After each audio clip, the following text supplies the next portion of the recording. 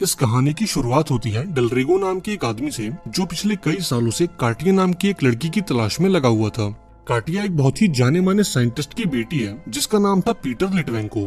आज से कई साल पहले पीटर ने इंसानों पर एक एक्सपेरिमेंट किया और उनके डीएनए को मॉडिफाई करके उन्हें सुपर ह्यूमन बना दिया।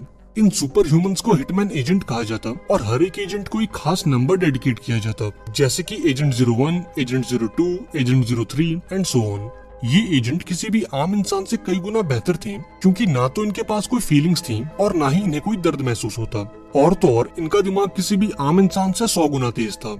लेकिन ये सब कुछ ज्यादा दिनों तक नहीं चला, क्योंकि बहुत जल्द सरकार को इस एक्सपेरिमेंट की भनक लग गई। अब पकड़े जाने के डर से पीटर ने इस एक्सपेरिमेंट को बंद कर दिया और रातों रात ये देश छोड़कर फरार हो गया। अब देखते ही देखते 25 साल गुजर गए और अब 25 सालों बाद सिंडिकेट नाम की एक मेडिकल कंपनी ने इस एक्सपेरिमेंट को दोबारा से शुरू करने का फैसला किया। लेकिन बहुत जल्द उन्हें एहसास हो गया कि डॉक्टर पीटर के बिना इस काम को अंजाम दे पाना इम्पॉसिबल है। इसलिए सिंडिकेट कंपनी के मालिक ने डेलरिगो नाम के एक आदमी से कांटेक्ट किया और उसे डॉक्टर पीटर को ढूंढने को कहा। लेकिन जब काफी कोशिशों के बाद भी डेलरिगो को पीटर का पता नहीं लगा, तो वो उसे छोड़कर उसकी बेटी कार्टिया के पीछे लग गया, क्योंकि उसे पूरा यकीन था कि कार्टिया उसे पीटर तक पहुंचा सकती है। अब सालों की मेहनत के बाद डेलरिगो ने कार्टिया को ढूंढ ही लिया, जो कि जर्मनी के एक छोटे से शहर में मौजूद थी।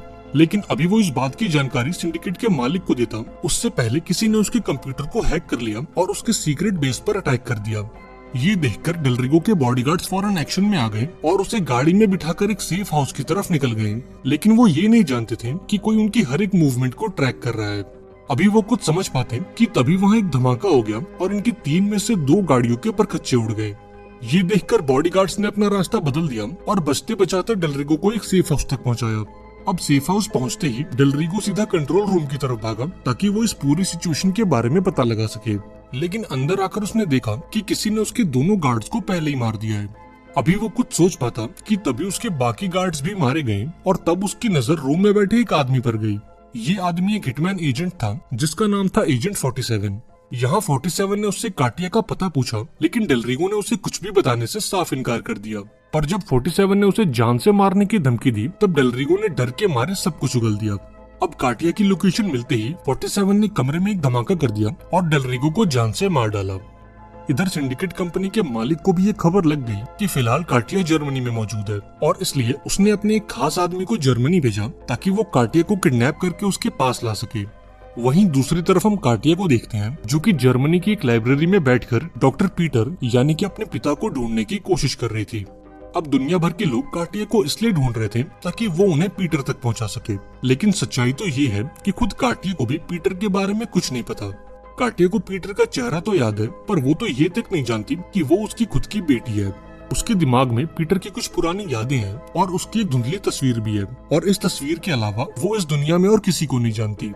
हालांकि कार्टिया भी कोई आम लड़की नहीं है, क्योंकि पीटर ने उसके डीएनए में भी कुछ बदलाव किए थे, जिसके कारण कार्टिया के पास भी कुछ अनोखी शक्तियां हैं।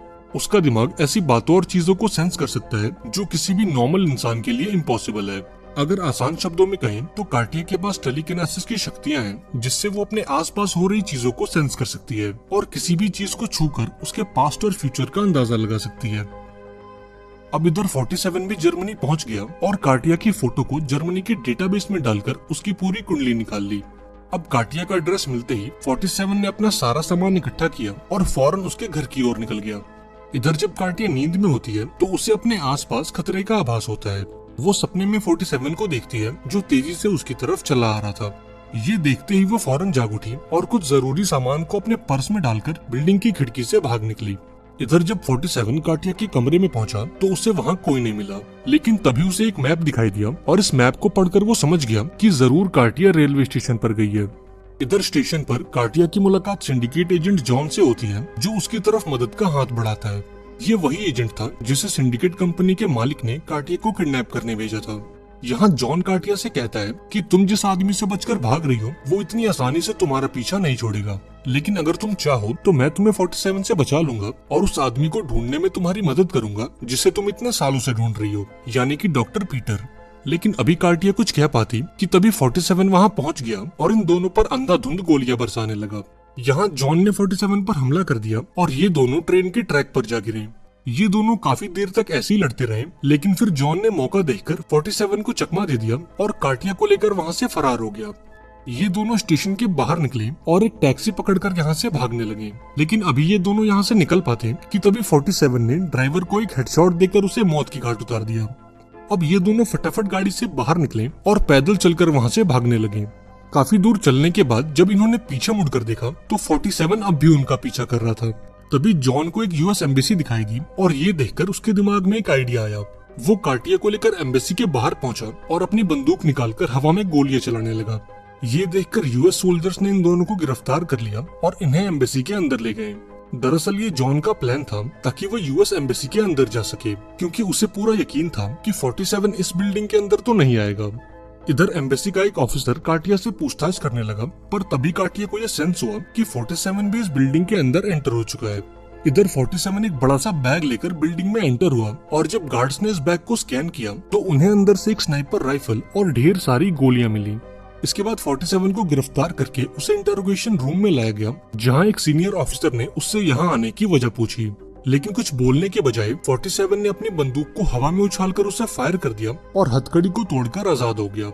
इसके बाद उसने दोनों गार्ड्स को मार डाला और सीनियर ऑफिसर को बेहोश करके वहां से बाहर आ गया। इधर जॉन को भी 47 के आने की खबर लग गई, इसलिए वो कमरे का कांच तोड़कर बाहर आ गया और कार्टिया को लेकर यहाँ से निकल गया।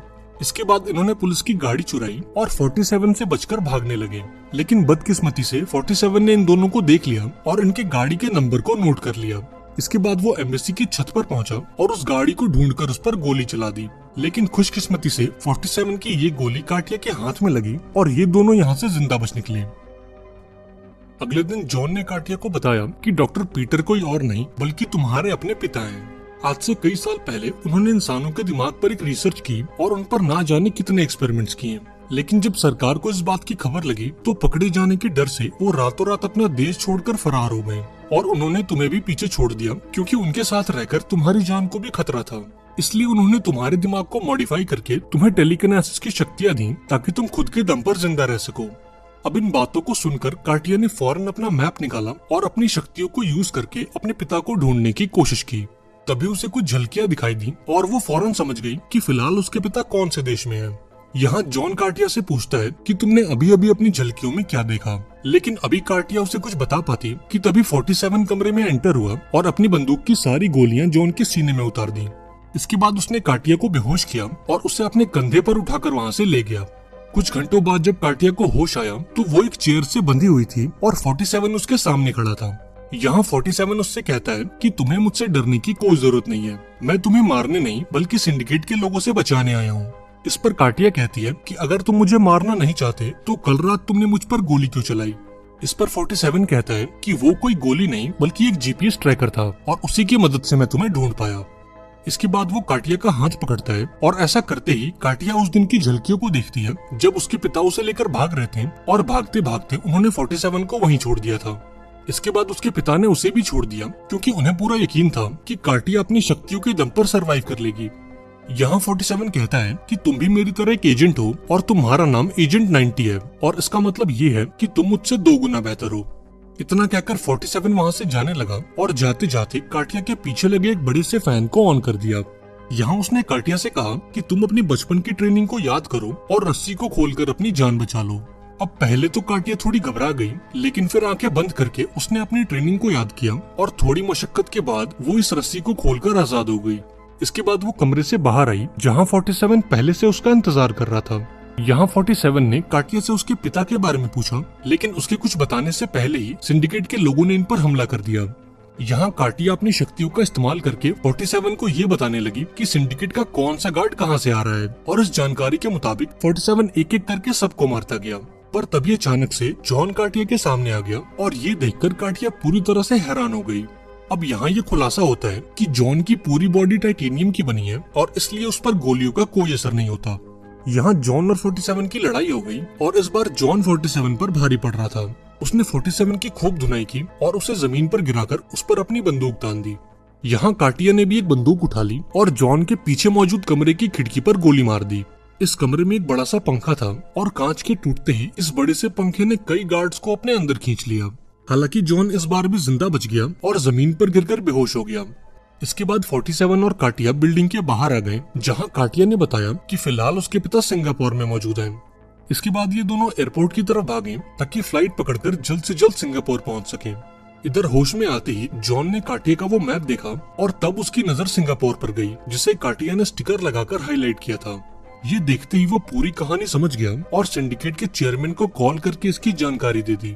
इधर चेयरमैन ने सिंगापुर के एयरपोर्ट सिक्योरिटी को कांटेक्ट किया और उनसे 47 और काटिया को ढूंढने को कहा।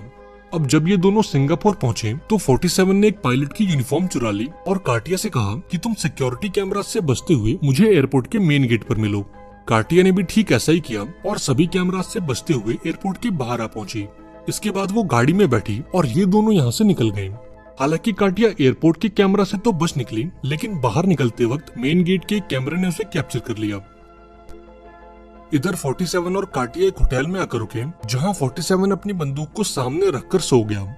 इधर काटिया ने भी सोने की कोशिश की, लेकिन अपने पिता से मिलने की खुशी में उसे नींद नहीं आ रही थी, इसलिए उसने 47 की बंदूक उठा ली और उन्हें खोलकर साफ करने लगी। इधर सिंडिकेट के लोगों ने इनकी लोकेशन का पता लगा लिया और अगली सुबह इन दोनों पर हमला कर दिया। अब चूंकि काटिया ने 47 की बंदूक को खोल रखा था, इसलिए उसे इन गुंडों को हाथों से मारना पड़ा। यहाँ 47 काफी गुस्सा हुआ और काटिया को आखिरी वार्निंग दी कि आगे से वो उसकी चीजों को हाथ न लगाए। इसके बाद ये दोनों होटल से निकलकर उस जगह पर जाने लगे जिसे काटिया ने अपनी झलकियों में देखा था। लेकिन जाने से पहले 47 ने काटिया को एक चाकू दिया ताकि वक्त आने पर वो अपनी रक्षा कर सके। अब सालों के इंतजार के बाद जब काटिया ने अपने पिता को देखा तो उसकी आंखों से आंसू निकल गए। यहाँ पीटर अपनी बेटी को देखकर खुश तो था, लेकिन उसने काटिया से कहा कि तुम्हें अपनी जान को खतरे में डालकर यहाँ नहीं आना चाहिए था।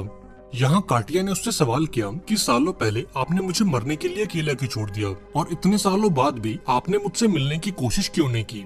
इस पर पीटर कहता है कि मैंने तुम्हें अकेला इसलिए छोड़ा था क्योंकि मेरे साथ रहकर तुम्हारी जान को भी खतरा था और इसलिए मैंने तुम्हें टेलीकिनेसिस की शक्तियाँ दी ताकि तुम खुद के दम पर जिंदा रह सको। अभी ये दोनों बातें कर ही रहे थे कि तभी 47 पीटर के सामने आ गया। यहाँ पीटर को लगा कि शायद 47 उसे मार देगा, पर काटिया ने उसे बताया कि 47 उसके साथ है और वो उसे मारना नहीं चाहता। अभी 47 कुछ कहता कि तभी उसकी नजर सिंडिकेट के गार्ड्स पर गई। ये देखते ही उसने इन दोनों गार्ड्स को मार डाला और पीटर और काटिया को लेकर यहाँ से निकलने लगा। पर तभी इनके सामने जॉन आ गया और इनका रास्ता रोककर खड़ा हो गया।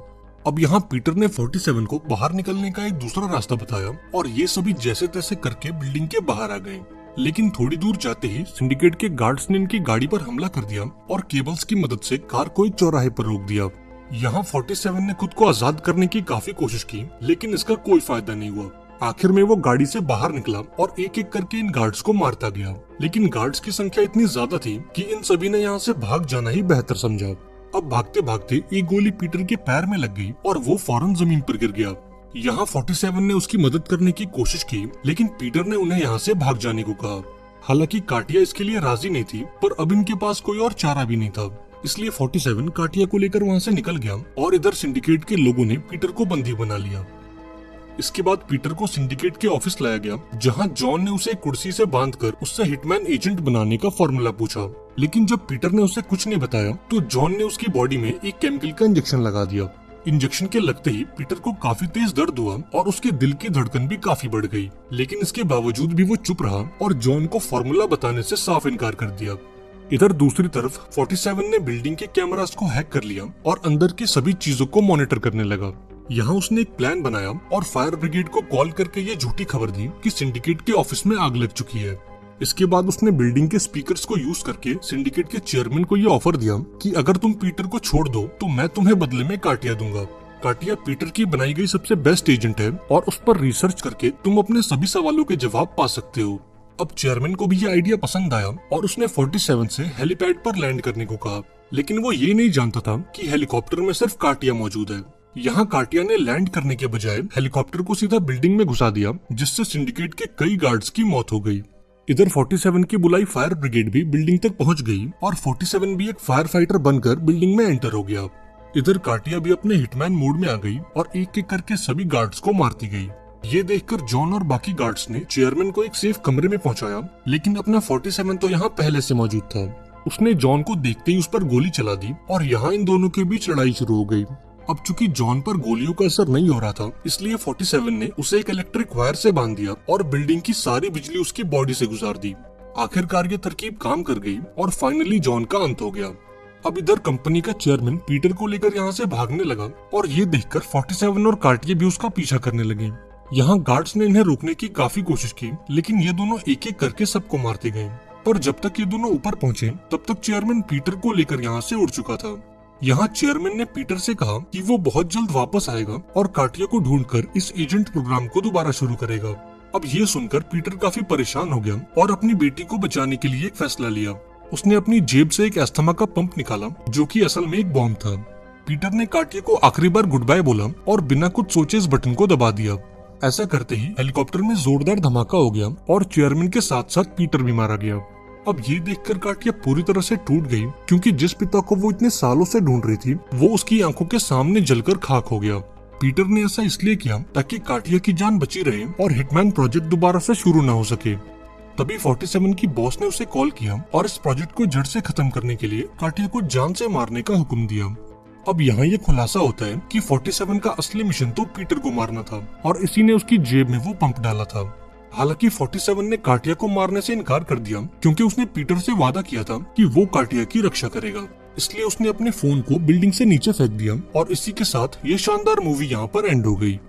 आई होप आपको ये कहानी पसंद आई होगी। अगर वीडियो अच्छी लगी हो तो इसे लाइक कर देना और चैनल को भी सब्सक्राइब कर देना। मिलते हैं अगली वीडियो में, पर तब तक के लिए be safe and keep chilling.